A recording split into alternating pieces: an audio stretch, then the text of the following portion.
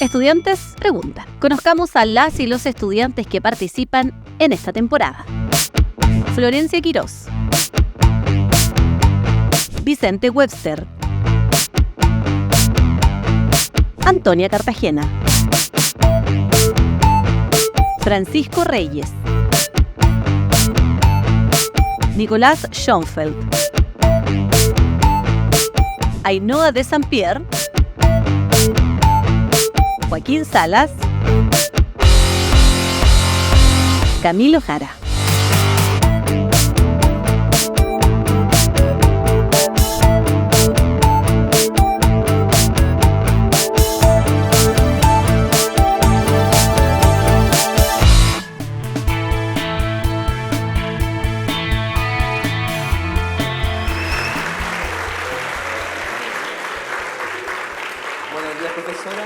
Hola, buenos días. Buenos días, compañeros que están ahí. En este momento voy a empezar yo con las preguntas y después seguirán mis compañeros. La primera pregunta que voy a hacer yo es en el ámbito, tenemos una alza en la encuesta del Partido Republicano. ¿Esta alza cómo afecta el nivel a disidencias sexuales y al tema de género en la política? ¿Y cuál es su visión de esto? Uy, qué buena pregunta. Mira, primero te voy a hacer un cierto contexto. A mí me alarma que en el mundo entero en este momento hay un auge muy grande de los sectores que propugnan, digamos que tienen como propuesta principal el reordenar el mundo, ¿no? El volver, digamos, a antiguas tradiciones, cosa que me parece súper importante porque, digamos, la sociedad y la política funcionan desde una armonía entre la tradición y el cambio, ¿no? Entre mantener ciertas cosas que son importantes para la cultura y el cambio necesario para irse adecuando a los tiempos. El Partido Republicano es un partido que ha ganado, como dices tú muy bien, mucho lugar hoy día en el mundo político porque se opone, digamos, al desorden, se opone al caos, se opone a la inseguridad, sobre todo, que afecta a la población. Tú sabes que en este momento la principal demanda de la ciudadanía es por orden y por seguridad. Entonces, esa bandera ellos la toman y ha sido muy exitosa como bandera. Ahora, sin embargo, como tú muy bien señala, eso tiene un riesgo en términos de los derechos de las personas, en términos de avances que se han logrado, por ejemplo, en los derechos en los derechos de la mujer, en los derechos de la reproducción, en la situación respecto de identidades de género alternativas a la heterosexualidad, etc. Sin duda que las posturas de ellos son posturas, y la vemos ahora en las discusiones que están habiendo respecto a la nueva Constitución, que están intentando retroceder, digamos, en algunos aspectos. Ahora, digamos, yo tengo dos posturas. Una, que encuentro que es importante, digamos, que en la sociedad se recuperen ciertos aspectos, digamos, de la seguridad, pero a la vez no se retroceda en derechos obtenidos respecto de las diversidades sexuales, respecto de las mujeres. Entonces, ese equilibrio, digamos, yo espero que sea un equilibrio que termine imponiéndose en el debate constitucional. Muchas gracias. Ahora dejo con mi compañera que va a hacer la siguiente pregunta. Buenos días, profesora Ana María Stumet, y a todos mis compañeros en el público. Mi pregunta es la siguiente. Chile ha tenido un menor porcentaje de participación femenina y Gabriel Boric ha afirmado que es un gobierno abiertamente feminista. ¿Cree usted que Chile está actualmente evolucionado en el ámbito feminista? Y en el caso contrario, ¿en cuánto tiempo cree usted que Chile podría llegar a ser igualitario? Otra pregunta muy buena también. Es cierto, el presidente afirmó desde el momento que él asumió que este iba a ser un gobierno feminista, y eso se notó, por ejemplo, en la conformación de su gabinete, en el número de mujeres integradas en el gabinete. Ahora, en términos de políticas concretas, digamos, todavía no hemos visto grandes avances en el sentido porque la sociedad viene avanzando paulatinamente hace ya bastante tiempo en la asignación de derechos hacia las mujeres y en postura feminista.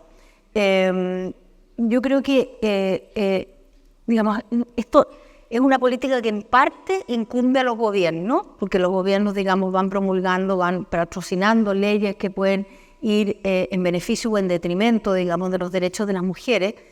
Pero por otro lado, fundamentalmente yo creo que el avance en términos de género es sobre todo un tema cultural, es un tema que afecta a la sociedad completa, ¿no?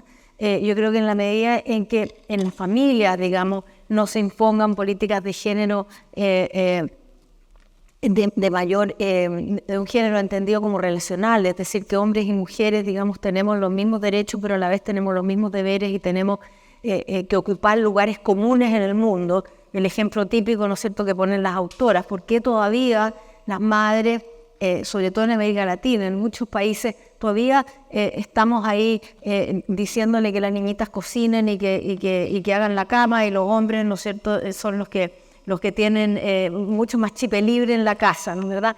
Eso es un tema cultural y es un tema que además es muy fuerte en América Latina. Yo creo que en otros países se ha ido avanzando mucho en ese sentido. Nosotros tenemos todavía un largo camino que recorrer, y es un largo camino que yo creo que afecta desde lo más profundo, digamos, de nuestras instituciones culturales, incluyendo la familia, por cierto. Entonces, ¿cuántos años quedan? Verdaderamente no tengo idea, pero yo creo que la generación de ustedes, o sea, mi generación, que está muy lejos de la de ustedes, por cierto, ya ha hecho grandes avances, ¿no es cierto? Nosotros hemos educado a los hijos de otra manera, como lo hacían nuestros padres y nuestros abuelos, pero yo creo que va a quedar en las manos de las generaciones de ustedes que efectivamente consideren que la vida es relacional, que hombres y mujeres tenemos que ocupar espacios comunes, y que eso lo inculquemos en los niños desde la más tierna infancia, digamos, que no sigamos pasándole autitos a los niños y muñecas a las mujeres, o sea, una serie de condicionantes de género que nosotros las tenemos en el ADN de nuestra cultura, pero que yo creo que probablemente las generaciones que vienen van a ir en ese sentido cambiando. Estas cosas, estos cambios en la sociedad, yo me dedico sobre todo al siglo XIX, que para ustedes, por supuesto, que es lo más remoto al mundo. Los cambios en la cultura son lentos y tienen avances y retrocesos. Eso nosotros los historiadores lo hemos visto en nuestros estudios a lo largo de la historia. Que termina el bloque. Me queda un minuto, ya. Lo hemos visto a lo largo de la historia. Entonces, tenemos que tener como conciencia de que los cambios bruscos son cambios que muchas veces, y eso lo demostró, por ejemplo, la Revolución Francesa, ¿no es cierto?, que la guillotina, se mata, ¿no es cierto?, a la nobleza, etcétera, pero después hay una reacción, viene de nuevo la monarquía. Entonces, las sociedades se mueven mucho en ese péndulo, el péndulo que estamos viviendo hoy día en Chile, ¿no es cierto?, que estamos yendo con el Partido Republicano, cuando hasta hace poco, digamos, estábamos yendo más, apoyando más a los sectores más progresistas. Entonces, el tiempo... A ver si es que se escucha. Ya. Buenos días, Ana María. ¿Se escucha bien? Buenos días, compañeros. En el nuevo gabinete de ministros anunciado hace un día, se muestra una mayoría femenina con 13 ministras y 11 ministros. ¿Opina que esto juega un papel importante en la igualdad del rol político de la mujer, o no es más que un número? Mira, esto se relaciona con lo que respondía tu compañero. Yo creo que es un signo, ¿no? La vida y la cultura están hechas de símbolos y de signos, digamos, que se transmiten a la población. El hecho de que el presidente, su primer gabinete, también tenía mayoría femenina, el hecho de que usted lo tenga, es un signo. Y la política, como te digo, está hecha de signos, pero también está hecha de políticas concretas. O sea,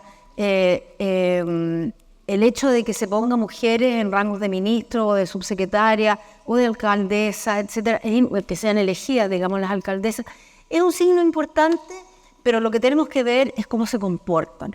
O sea, que efectivamente tanto las mujeres como los hombres, o sea, les pidamos los mismos niveles éticos, los mismos niveles de desempeño, los mismos niveles de corrección. O sea, hemos vivido recientemente el caso de las fundaciones, donde hay tanto hombres como mujeres involucrados. Bueno, los dobles estándares no funcionan. O sea, no porque el hecho de que una mujer sea designada en un cargo va a significar de que esa mujer en realidad es la mejor persona para ese cargo. Lo importante es que la selección de los ministros y de las autoridades sea una selección que corresponda con los estándares éticos que exige la actividad política y la actividad social.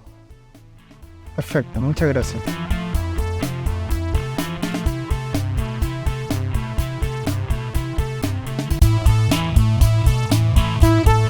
Hemos vuelto al siguiente bloque, que en esta temática de preguntas va a ser respecto a la educación. Les damos nuestra palabra a nuestros estudiantes. Comenzamos. Muchas gracias.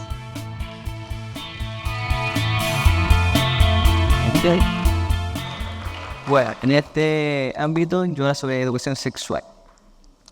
¿Cree que usted que es suficiente implementar esta materia en la malla curricular?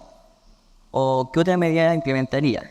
En vista y cuenta también que en algunos colegios hay personas que es conservador o homofóbico. A ver, yo soy partidaria de la educación sexual en los colegios. Soy partidaria porque creo que, sobre todo en las sociedades hispanoamericanas, que tenemos una tradición más conservadora en nuestra historia, digamos, ha sido muy difícil que las familias aborden los temas sexuales. O sea, hemos visto homofobia en el país hasta hace muy poco, todavía hay muchos rasgos homofóbicos. A mí me parece que es fundamental que se eduque en la posibilidad del respeto y de la tolerancia hacia la diversidad sexual, que se entienda además que la homosexualidad no es... históricamente, digamos, hemos transitado desde la homosexualidad como una perversión a la homosexualidad como una enfermedad. Se tiene que entender que la homosexualidad y la diversidad sexual son condiciones y que por lo tanto como condiciones merecen, digamos, todo el respeto y toda la tolerancia de parte de la sociedad. O sea, yo creo que es fundamental esa educación. Ahora, eso no significa, o sea, yo creo que también hay una edad en la que las personas tienen la madurez suficiente como a poder ejercer su sexualidad de una manera responsable. Y eso es importante también educarlo, ¿no? La sexualidad se tiene que ejercer responsablemente. Hemos visto, yo misma trabajo con mujeres en la cárcel de mujeres. La mayoría de ellas, muchas de ellas, digamos, han sido madres adolescentes, 12, 13, 14 años, en que han terminado delinquiendo por absoluta carencia, digamos, de respaldo y de sustento para poder mantener a sus hijos. Por lo tanto, es importante educar al ejercicio de una sexualidad responsable, y para eso yo creo que se requiere una cierta madurez. Y a mí me parece que eso también tiene que formar parte de la educación sexual. Perfecto. ¿Compañera? Bueno, viendo que la educación está en crisis, ¿podrá esta salir de este estado o sucumbirá ante la abismal superioridad en calidad de la educación privada? Mira, yo tengo una profunda admiración, como historiadora por lo demás, con lo que ha sido en la educación pública en Chile. El Estado docente fue un gran avance. O sea, si ustedes se pasean por Chile, van a ver que en los lugares más recónditos hay una escuela, hay un profesor. En el mundo rural las escuelas funcionan los buses escolares que van a llevar a los niños a los colegios. Y yo lo digo porque yo paso gran parte del tiempo en un lugar muy rural en el sur de Chile, y a mí me sorprende cómo llegan los alimentos de la Junaep, cómo llegan los buses escolares, llevan a los niños. Eso es como, por así decir, la tradición que todavía se conserva del Estado docente. Yo soy partidaria de la educación pública. Creo que en este país es fundamental que el Estado asuma un rol educacional, porque los privados lo pueden asumir, pero los privados tienen, digamos, no asumen, digamos, los costos de la educación de los sectores menos favorecidos económicamente. Por lo tanto, está muy bien que haya educación privada. Creo que esa educación tiene que persistir, que siempre van a haber personas que con todo derecho puedan querer pagar por una educación para sus hijos de distinta índole, pero que el Estado tiene la obligación de mejorar la educación pública. A mí me parece que eso es grave. Yo creo que la municipalización de las escuelas fue probablemente un error grande que se cometió en dictadura, y que ojalá que el Estado recupere, digamos, este rol educacional que ejerció tan eficientemente durante gran parte de nuestra historia. Ahora, el Estado puede hacer mucho, pero también las familias y los estudiantes pueden hacer mucho. O sea, en la medida en que las familias y los estudiantes asuman responsablemente lo que es recibir de parte del Estado una educación gratuita, por ejemplo, exige responsabilidad. Todo lo que yo recibo gratis me exige responsabilidad. Ahora, también me permite, digamos, exigir calidad. Y eso yo creo que es un diálogo que está pendiente y que en este momento yo realmente quisiera probablemente no tengo ninguna influencia, pero instar, digamos, a que el Estado asuma este rol con la seriedad que corresponde.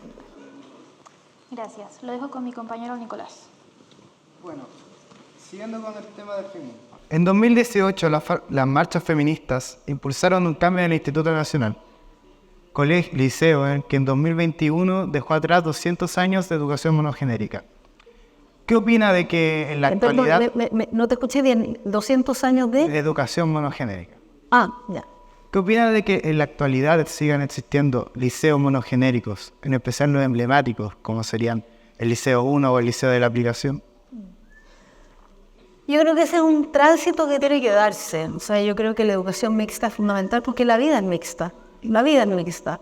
Entonces, yo misma me eduqué en un colegio exclusivamente de mujeres y cuando entré a la universidad realmente fue un impacto muy fuerte porque no estaba acostumbrada a relacionarme en igualdad de condiciones con los hombres y a que me trataran en igualdad de condiciones. Entonces, a mí me parece que ojalá, digamos, la educación pública vaya evolucionando a que todos los colegios sean de educación mixta. Soy partidaria de ello porque también muchos de los problemas que yo creo que se ven hoy día, por ejemplo, en colegios monogenéricos, como dices tú, tienen que ver con que cuando se incorporan las mujeres, vean lo que ha sucedido recientemente en un colegio, San Ignacio, por ejemplo, en que hubo abusos de parte claro, es importante que esa convivencia sea una convivencia que se inicie desde temprano y que permita, por lo tanto, que las relaciones de respeto se vayan cultivando a lo largo de todo el proceso. Si no, se producen los excesos que hemos conocido y que yo creo que son nefastos para la formación y para la educación. Terminamos con las preguntas de educación. Muchas gracias.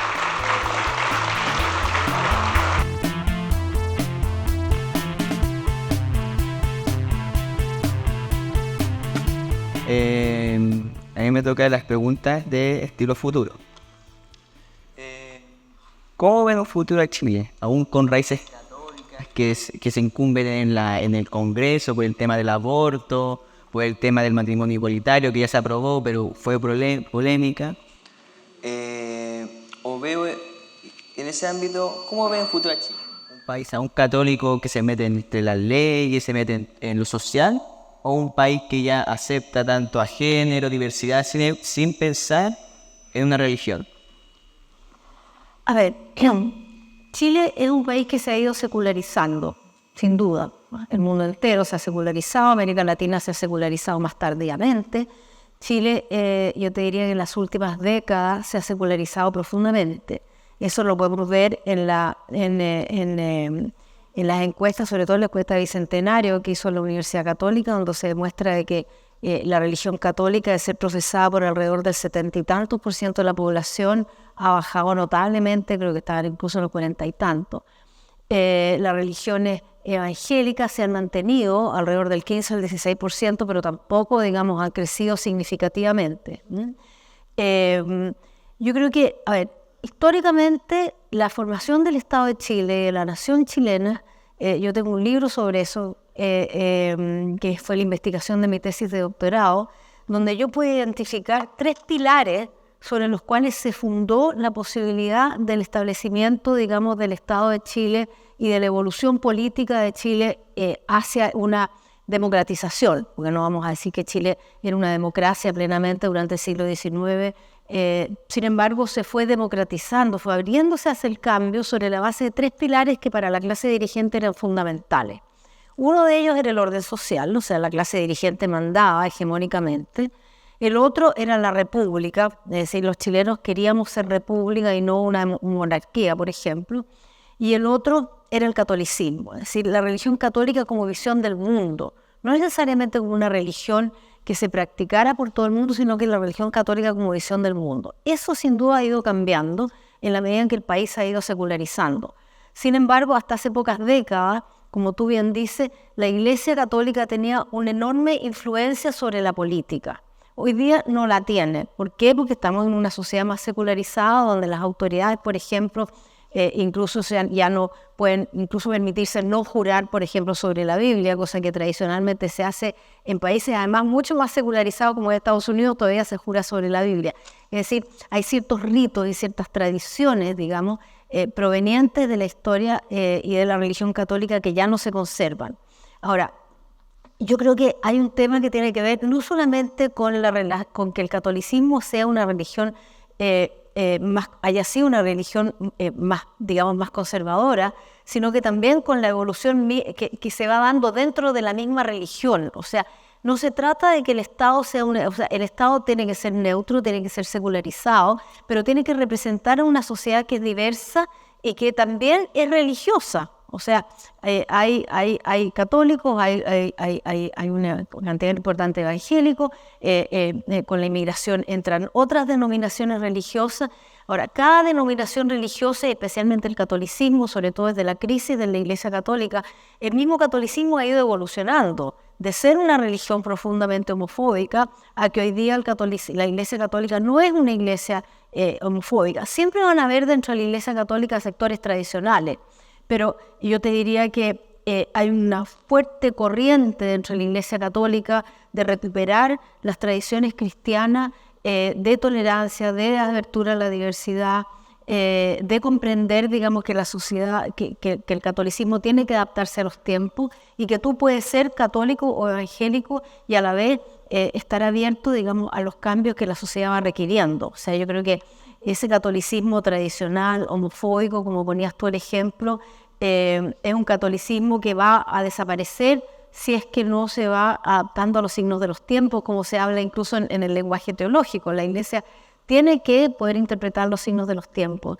El cristianismo tiene que hablarle a la sociedad, el cristianismo tiene que insertarse en la sociedad, y por eso que vemos todas estas corrientes fuertes cristianas que están volviendo a una iglesia comunitaria, que era la iglesia de los orígenes, porque el cristianismo es la comunidad, la iglesia es la comunidad, la iglesia no es la jerarquía, la iglesia no son los obispos, la iglesia son los bautizados, la iglesia es la comunidad.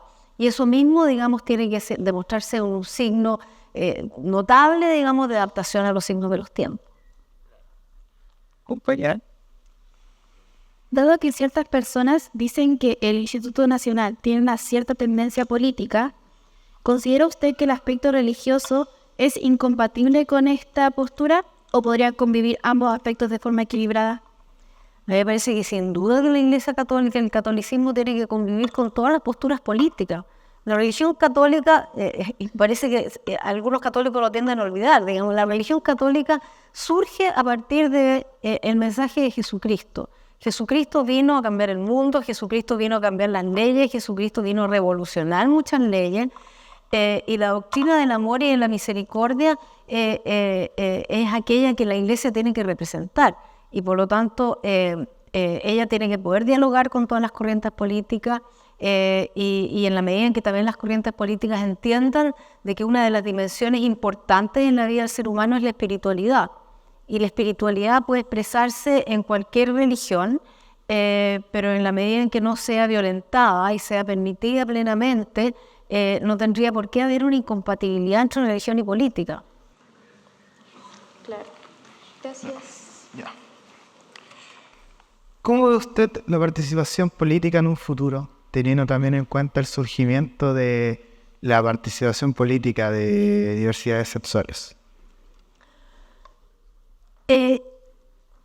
Yo soy una persona profundamente creyente en la democracia y profundamente creyente en la participación social y política de todas las personas, ¿ya?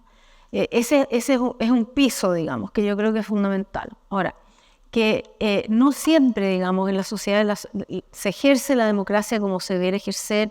No existe, la democracia se basa, digamos, en la defensa de la igualdad y la libertad de todos los seres humanos. Evidentemente las condiciones sociales no son siempre igualitarias, y ese es un avance en que la sociedad tiene que ir, digamos, dando grandes progresos, porque desde la perspectiva, digamos, de la democracia, todas las personas tenemos que, ojalá, acceder al mismo nivel de derechos y de bienestar. Siempre va a haber riqueza, siempre va a haber pobreza, pero es fundamental que la democracia vaya permitiendo que la igualdad y la libertad se desarrollen, ojalá, para todos. Evidentemente, eso no significa que algunas personas van a tener menos derechos que otras, indudablemente. O sea, yo creo que la diversidad sexual es un tema que ya no debiera ser un tema. O sea, simplemente que sigamos preguntándonos si la diversidad sexual tiene que ser reconocida y si que tiene que tener derechos, es porque nos estamos haciendo la pregunta equivocada. Es porque no estamos entendiendo bien lo que es la democracia, es porque no estamos entendiendo bien que el mundo es diverso, y es diverso en muchos aspectos. O sea, es diverso religiosamente, es diverso en términos sexuales, es diverso en términos religiosos, es diverso en términos sociales, es diverso en términos de los principios que todos defendemos. Por lo tanto, seguirnos preguntando si la diversidad sexual tiene un... Ahora, eso no significa, desde mi perspectiva, que tiene que imponerse sobre los otros temas. Es decir, yo no soy partidaria, y se los digo así con vergüenza, y me pueden linchar si quieren, digamos, por ejemplo, en mi universidad hubo una época en que hubo un paro feminista y que no se dejaba entrar a los hombres a la universidad. Bueno, entonces si a las feministas vamos a ser contrarias a la diversidad sexual, entonces nosotros estamos haciéndole un flaco favor a la tolerancia y a la diversidad. O sea, yo creo que en la medida en que nosotros podamos convivir en igualdad de derechos, hombres, mujeres, heterosexuales, homosexuales y la diversidad sexual en todas sus expresiones, no debiera ser francamente un tema, debiera ser algo que nosotros lo tengamos incorporado, así como a la sociedad le ha costado tanto integrar la diversidad religiosa. Acuérdense ustedes de la Inquisición, por ejemplo, en los siglos XVI y XVII.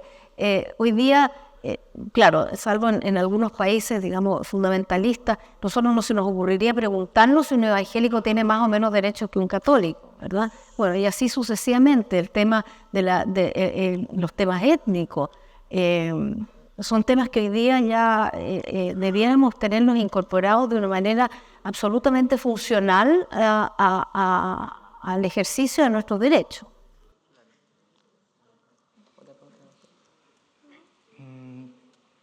Y algo que puedo sacar de acá, teniendo en cuenta, como dice usted, de que ya no debería ser un tema, ¿usted cree que esto significa que vaya a dejar de ser un tema en los próximos años o seguirá haciéndolo? A pesar, ¿la sociedad cambiará y aceptará estas diversidades tan fácilmente? O sea, yo creo que hemos visto cambios bien significativos, ¿no? Hoy día, digamos, un atentado contra una persona homosexual en la calle, como hemos visto, digamos, hace pocas décadas atrás, es considerado inaceptable. O sea, yo creo que hemos avanzado. Ahora, lo que tenemos que entender es que en toda sociedad va a existir siempre sectores más tradicionales, sectores más conservadores, sectores más liberales, y lo que yo por lo menos creo es que estos tienen que convivir. O sea, la diferencia entre un tradicionalista y un conservador es que el tradicionalista quiere conservar, digamos, las tradiciones sin ningún cambio, y el conservador quiere el cambio gradual. Y el liberal va a propiciar, digamos, cambios más radicales. No estamos hablando del neoliberalismo, estamos hablando del liberalismo. Eso tiene que convivir, porque en la sociedad somos diversos. O sea, yo creo que lo fundamental es que aceptemos la diversidad.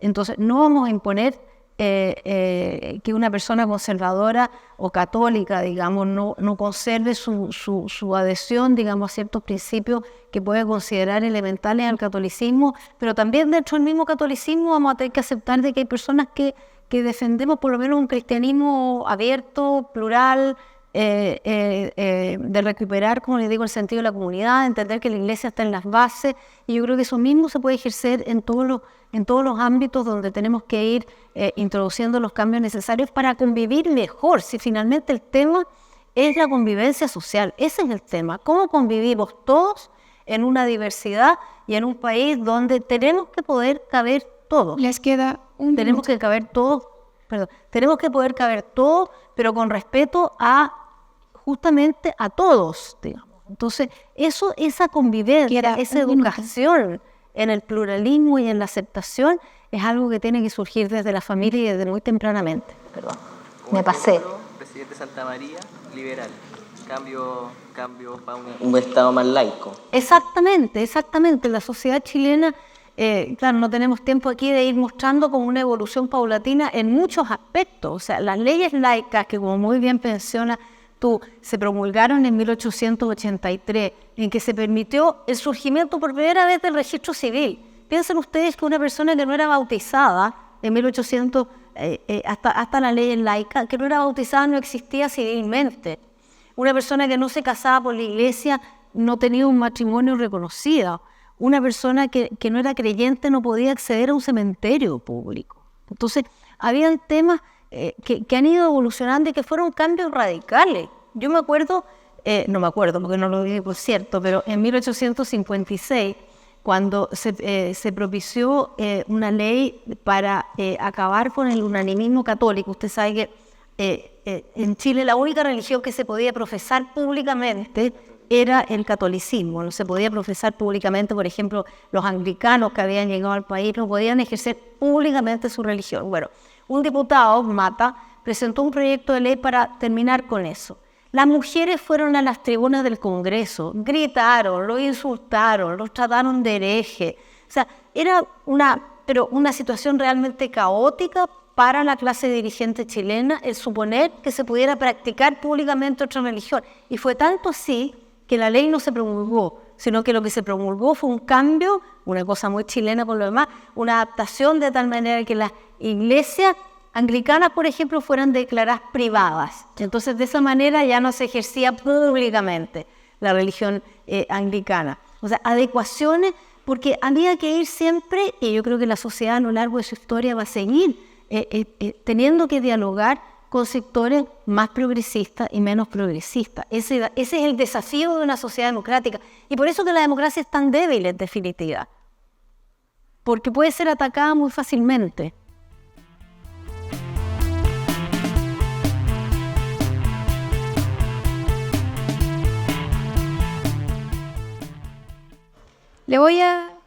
Estas preguntas están asignadas para usted, anteriormente mencionado, recolectadas de parte del Instituto Nacional. Estupendo. ¿Qué piensa de la discriminación de la Iglesia a la comunidad LGBTQ+? A ver, lo más importante es decirle de que cuando se habla de iglesia, porque estás hablando de la Iglesia Católica, me imagino, bueno, pero también la Iglesia Evangélica, cuando se habla de iglesia hay un error que yo creo que es una definición que es muy importante aclarar. Cuando uno habla muchas veces de iglesia, uno está hablando de la jerarquía eclesiástica. La jerarquía eclesiástica no es necesariamente la iglesia. La iglesia son todas las personas, decía en el caso de los católicos, ¿no es cierto? Todas las personas que son bautizadas, en el caso de los evangélicos, todas las personas que adhieren a esa iglesia. No necesariamente las jerarquías representan a los fieles. Y los fieles, por lo tanto, hay una diversidad enorme entre los fieles de todas las religiones, incluyendo la católica. Por lo tanto, ojo con asignar como católico, exclusivamente como católico, a un obispo o a una jerarquía. La Iglesia Católica es una iglesia que está conformada, como digo, por los bautizados, por las comunidades que adhieren y que deciden seguir el mensaje de Jesucristo, y no necesariamente esas personas son contrarias a la diversidad sexual. Y la iglesia, la jerarquía de la iglesia tendrá que ir adaptándose a los signos de los tiempos. De hecho, sabemos que hay miembros de la jerarquía eclesiástica que no son contrarias a la población LGBTI, pero claro, el discurso formal eclesiástico es un discurso que lleva siglos hasta que realmente se adapta a los tiempos. Les vuelvo a poner el ejemplo de la Inquisición, el ejemplo de las condenas por parte del catolicismo al liberalismo durante el siglo XIX, etcétera. Son muchas instancias en que la jerarquía eclesiástica ha ido, digamos, ha ido por detrás de los cambios. Y mi esperanza, digamos, es que ojalá la jerarquía eclesiástica católica, la jerarquía eclesiástica evangélica y de todas las iglesias vaya asumiendo un diálogo con no solo la diversidad sexual, sino que con todos los otros temas que el cambio social y político implican. Muchas gracias. Segunda pregunta y última. ¿Qué opina de las marchas separatistas en relación al género? ¿Qué opina de? ¿Qué opina de las marchas separatistas en relación al género? ¿Las masas? Marchas. Marchas, la marcha separatista. De nuevo, soy contraria a toda marcha separatista en el sentido de que yo creo en la integración y creo en el diálogo y creo que es importante. Ahora, hay ciertos cambios que se han tenido que llevar siempre radicalizando el punto. Efectivamente, esas radicalizaciones, ¿no es cierto?, han sido convenientes para ejercer ciertos cambios. Pero ojo, que esas radicalizaciones muchas veces producen el efecto contrario. Hay un filósofo francés, Joseph de Maistre, que decía que toda revolución produce como contrapartida una contrarrevolución. Lo hemos visto en muchas revoluciones. Entonces, hay que tener cuidado con no radicalizar las cosas a un punto que genere, como está sucediendo de hecho hoy día en Chile, que genere una contrarreacción que finalmente convoque a muchas personas contra el cambio. Muchas gracias, Ana María Student. Finalizamos por ahora este capítulo. Finalizamos este capítulo con Ana María Student y agradecemos al Centro Cultural Seina por darnos esta instancia para hablar con personajes como usted. Muchas gracias.